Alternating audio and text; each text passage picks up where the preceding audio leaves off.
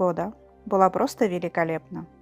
Это было время, когда остров был окутан пышной зеленью и цветущими цветами. Погода была идеальной, солнечно и тепло, что делало пребывание там еще более приятным. Один раз за 2 недели был сильный дождь, но через пару часов после него песок был абсолютно сухим, так как средняя температура в марте плюс 34 градуса. Если вы планируете посещение Шри-Ланки, позаботьтесь о том, чтобы в номере был кондиционер. Очень высокая температура и высокая влажность воздуха не сделает ваше пребывание комфортным без кондиционера.